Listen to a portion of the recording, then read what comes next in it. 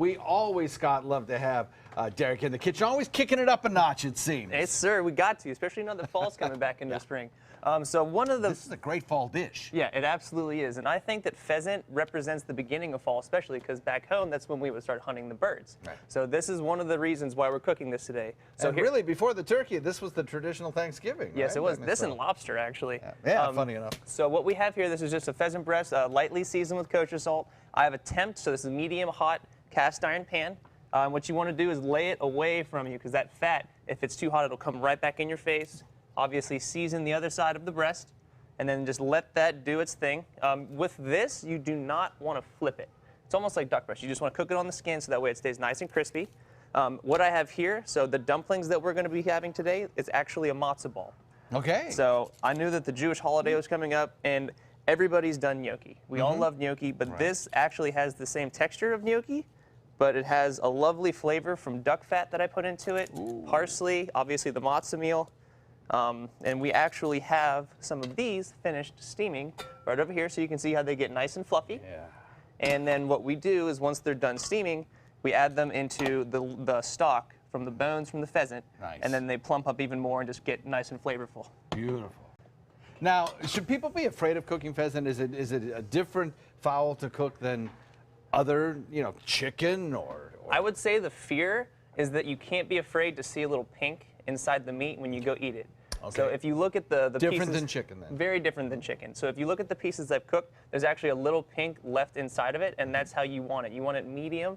No, not medium rare, not like duck. You want it medium. Okay. And that's just the muscle structure. It allows you to do that. And it has kind of a fatty skin like a duck might, right? Absolutely. So you need to kind of render that down. That's what you're doing there. Yes, and then you what are you finishing it off in the oven? Finishing it off in the oven. So nice crispy skin, and then finish it off in the oven just to make sure it cooks evenly through.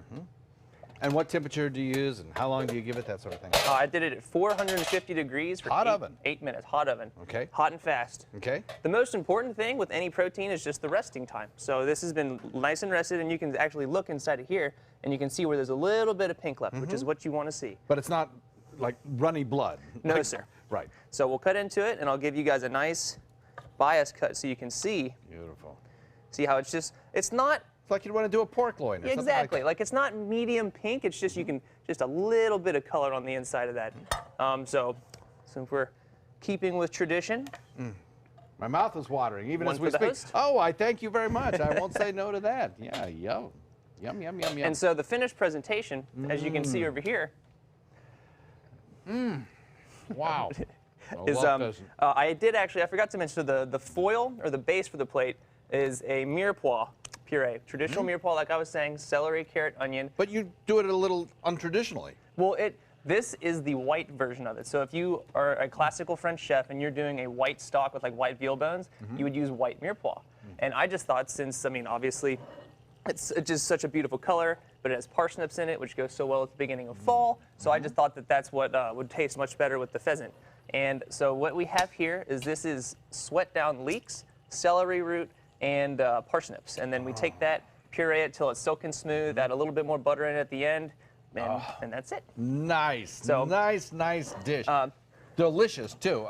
Pheasant might be a little tough to find, but I suppose you can shop around. I sourced mine from Alpine Steakhouse. There you go. And if you give them plenty of notice, they have no problem bringing anything in for you. It is a little bit more on the expensive side. It's $20 a pound, but obviously you taste it. It's worth it. I mean, it is hand over fist the best poultry you can get. Absolutely delicious. So moist and juicy and flavorful. It's great stuff.